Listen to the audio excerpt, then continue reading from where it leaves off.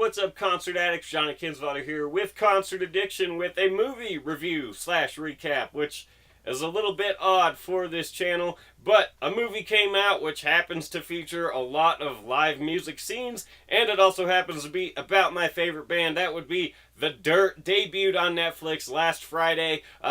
Produced by all four members of Motley Crue and based off of the memoir written by all of them that tells all sorts of different stories from the road, from each of their different perspectives. And I gotta say, I have been very excited about this movie for a long time. If you guys don't know, movies are my other thing. If I'm not spending my money going to concerts, I'm spending my money going to movies. I'm just as into that as I am to concerts, so to have something where I could talk about both of them, it's fucking awesome. But I bring that up because not just being in the movie, I'm not just a movie fan as far as I watch movies. I'm a movie fan just like I'm a concert fan, as in I pay attention to all the news and shit too. And so I have been following this Motley Crue movie forever. Literally like at least 10 years. I can't remember exactly when this first started, when the rumbling first started that they were going to make a movie out of The Dirt, which was awesome just to hear that. But then you hear that David Fincher was coming on to direct. Then, like I said, this was like 10 or 15 years ago, and that had me super, super excited because David Fincher, outside of Quentin Tarantino and Steven Spielberg, is my all-time favorite director. Even though I can't say all-time, because like I said, Steven Spielberg and Quentin Tarantino have him edged out a little bit. But besides those obvious ones, it's David Fincher, whether it's Zodiac or Fight Club. I love everything that he does, and so that had me super excited. And then he left the project, and then it just kind of went away. In the movie world, they call that production hell. And it was kind of like, okay, this movie got shelved. It's never going to happen. Like the Halo movie or a whole bunch of other movies that they announced and then never happened. But then a couple of years ago, they announced that they got a director and it's moving forward again. And I was like, yeah! Just because the fact that I was going to get to see this movie had me excited. And then I found out who was directing it.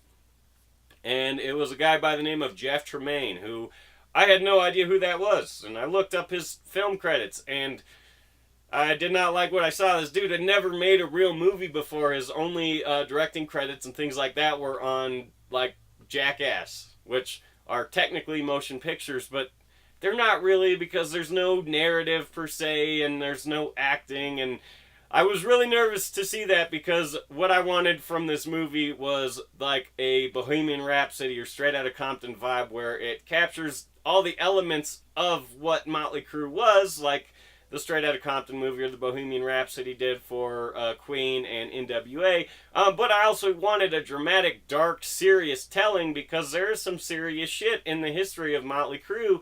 And that's just me from a film fan perspective, I guess, because everyone else that I talked to about this, I was like, yeah, the guy that made Jackass is making this. Everybody was like, that's awesome. This is a perfect fit. So maybe I was overthinking it a little bit. I'm not entirely sure. And then I was like, okay, I was still going to watch it. I was still excited because I was going to see this movie no matter what. It's a movie about my favorite band, and even if it sucked, I would have ended up enjoying it because of what it was about, unless they totally, like, botched the history or something. It's much like how I feel with comic book movies. There's been some bad comic book movies that have come out, like Batman vs. Superman, but I still love them and have a good time because I love comic book movies. So the same thing was going to happen here, so even though my expectations were lowered, I was still excited to see it.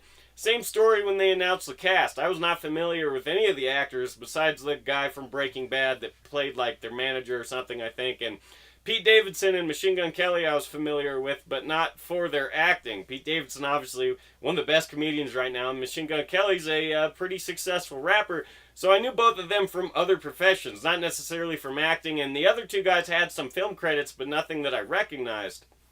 And so yeah, my expectations for this thing were not very high going into it. And I gotta say, I was not disappointed. I actually really enjoyed this movie. And so I guess I'll start my review, even though I'm not a critic and I've never made a movie, so it's not really fair for me to sit here and pick it apart or anything like that. So I'll just give you my thoughts on it.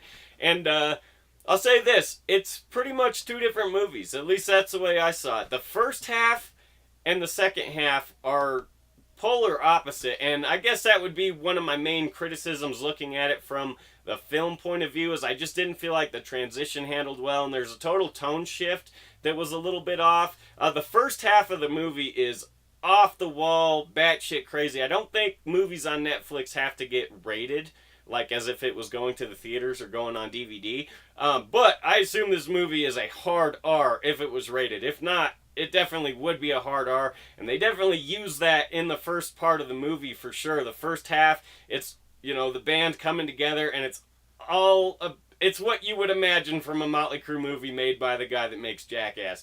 Sex, drugs, rock and roll, a lot of tits, a lot of gross, crazy shots. Like I said, they really went for that hard R, and it was just a fun, raunchy, crazy movie, close to what I imagine the early days of Motley Crue were like. But then I knew all this stuff was coming because, like I said, it's my favorite band. I'm a huge fan, and so I knew what was going to happen in this movie, and I wasn't entirely sure how that was going to go because I was watching it thinking, like, okay, this is fun, but can this director who's having these shots of, you know, Ozzy Osbourne licking up piss or, you know, Vince Neil screwing a chick, like, can he handle this shit that happens? And, yeah, he can. And this is what I'm saying with the tone shift and about how it didn't really flow necessarily well for me. But if you take that out, the scenes themselves were really good. I just don't think as a movie it worked. But what I'm getting at is after Vince Neil's car accident, it turns into a whole nother movie. We're talking really dark and dramatic. It goes head first into Nikki Sixx's drug problems and Tommy Lee's relationship problems and Mick Mars' disease and all the Vince Neil shit with, you know, him losing his daughter, him getting in the DUI accident and, you know, accidentally killing somebody. And the performances, the directing, all that was shocked the shit out of me. It was really awesome. Like I said, it didn't transition well from the first part to the second part. But that being said, as separate things and looking at it just as two separate different things, I thought that I was extremely impressed. If they'd have been able to handle the tone shift a little differently, maybe not been as off the wall and all over the place in the first half, and they'd have had it flow directly into, I don't know, it would have worked better. But that being said, I still really enjoyed it, and the performances blew me away, specifically Machine Gun Kelly, because like I said, I didn't watch Bird Box, even though the internet told me to, so I was not familiar at all with his acting. And he was playing Tommy Lee, and I thought he did an amazing job. Tommy Lee was the youngest in the band. He's, you know, he had this kind of innocent kind of vibe to him. Even though he was a crazy partier, he kind of saw the best in people. And, you know, you see his heartbreak and things like this. And, yeah, I just thought that I thought that he did a very good job, way better than I was expecting him to do. The actor that played Vince Neil, same story, although my expectations were nothing because I hadn't seen him in anything. Same thing with, you know, like I said, with all the guys. But the scene with Vince Neil's daughter was just, oh, it was heartbreaking. And like I said, that's because of the directing, but also because of the performance. That was brutal.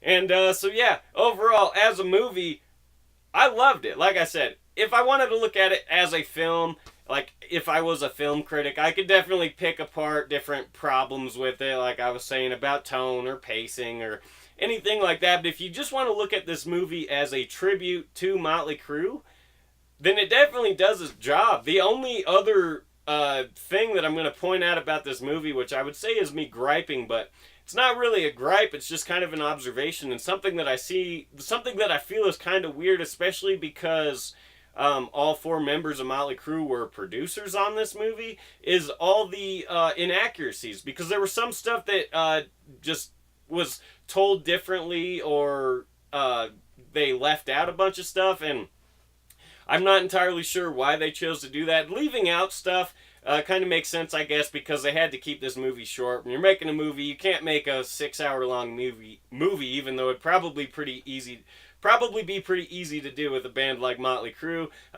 But, you know, for instance, they didn't mention anything about how Vince Neil wasn't the original singer. You know, Tommy Lee and Nikki Sixx meeting, that didn't exactly happen like that. There were some other things too, and the movie was told kind of from a fourth wall breaking narrative point of view, the members of the band telling the story, and they would even say, like, they said at one point, like, this guy's not in this movie, like, even though he played a big part, so this didn't really happen. And they would give that kind of narration, which did help. But there's other things that they left out that I thought would have played perfectly into this. For instance, the whole sex tape thing with Pamela Anderson. Pamela Anderson wasn't even a character in this movie. She wasn't mentioned at all. And I thought that that sex tape thing would have fit perfectly into what all they were trying to capture with this movie, sex, drugs, and rock and roll. Tommy Lee and Pamela Anderson pretty much, they didn't invent, but they revolutionized the celebrity sex tape, and that wasn't mentioned anywhere in this movie. John Corabi was in this movie for like 5 seconds, didn't have any lines, and that was actually a pretty significant period of Motley Crue history. And yeah, I guess some of the other, the one big one I guess that I'll mention that kind of threw me off a little bit is how it ends, because it ends with, you know, the band getting back together. Vince Neil coming back to the band, and then, you know, they have this moment. It's not about being band, it's about being brothers, you know. Everybody's all happy, it's emotional. Then, you know, it goes out and it says Motley Crue continued to play together for 20 years. And then the movie ended, which was cool because it showed, you know, footage from the movie alongside stock footage of the band, and then it goes into footage of their final performance. But what I'm getting at is that makes you think that everything was fine and dandy. They played together for 20 more years and everything was good, and then they hung it up, and that was not the case at all. Yeah, they did play together for 20 more years, but Tommy Lee left the band after that. He was not in the band for the full 20 years after that. And they made a documentary about their final performance, which was just called Motley Crue: The End. And it, you know, had interviews from everybody involved with the tour, including the band. And Jeff Tremaine, who was the executive producer or something on that, the director of this movie, was involved with that, which, again, gave me faith for it. But that film made it seem like they all hated each other by the time this was done. It said that they had 4 separate tour buses, and that, you know, they never saw each other unless they were on stage. They didn't really like each other anymore. But this movie makes it end like they were all best friends, and it had been that way for a while. And I'm just not entirely sure why they did that. I will give this movie props, though, for not leaving out really anything. There's some things, like, again, they left out Pamela Anderson, so they obviously, just because her whole character was nixed, they didn't touch on Tommy Lee's domestic violence with her, although it did show it with one of his other partners, which I have to give them props for including that, and the car crash, and Nikki Sixx's drug problems, because I like to point out, when I'm talking to my friends about the NWA movie, as much as I like that movie and how I thought that was a great movie, but it's almost borderline fictional just because of how much shit they leave out, and that was not the case here. They go, like I said, head first into all the bad shit that actually happens, and the main reason that there's props there is because that the band was the producers on this movie, so they had ultimate say probably on what was going to be shown and what wasn't going to be shown. And so I think that's where the NWA movie went wrong, because it was the same story there. Dr. Dre and Ice Cube were both executive producers on it.